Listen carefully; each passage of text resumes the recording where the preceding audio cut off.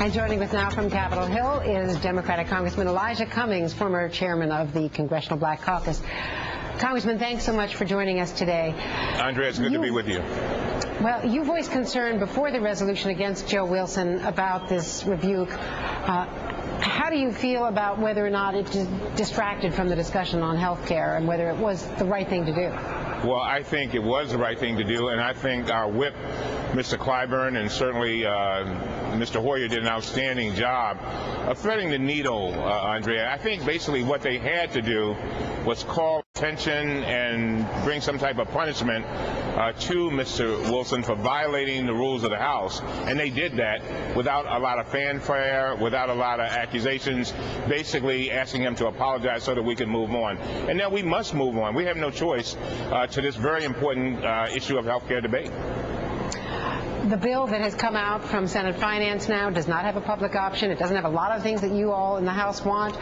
Can you bridge that gap? Is that something that will come up in conference, assuming this ever gets through the Senate floor and your versions get through the House floor? I mean, where do these compromises get made?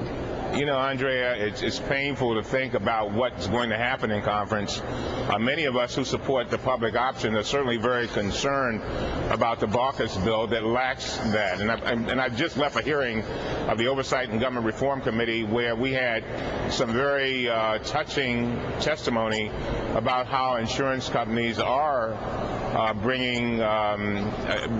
caring about rescission and dismissing people because of pre-existing conditions, and one of the experts who used to work for the industry said that it's worse now than it was back when the Clintons were trying to have reform.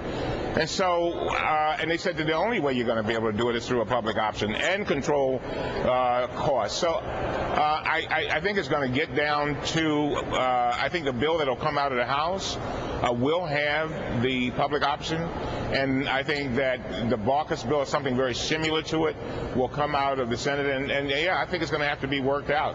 And I think the president, a lot of people didn't listen to the president carefully.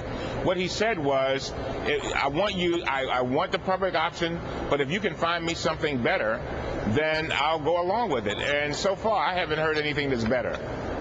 Rush Limbaugh was recently, just within the hour, reacting on his radio show to Jimmy Carter's comments to Brian Williams, and this is what Rush had to say. I disagree with Carter for the same reasons I disagree with Obama, but somehow when I disagree with Carter, I'm not a racist. When I disagree with Obama, I am, they say. Congressman, does he have a point?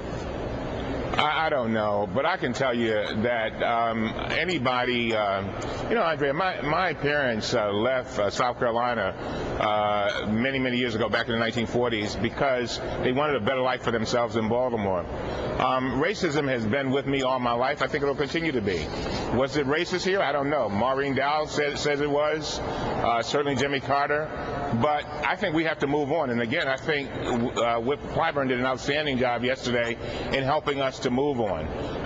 There were many who said there needed to be a reprimand. The reprimand was done. It was done with dignity. And then we are now moving into something that we have to address. Keep in mind that in South Carolina, with a near 19% uninsured rate, nothing that Mr. Wilson said on the floor of the House by calling the president a liar helps any one of those people get insurance or be taken care of when they're ill.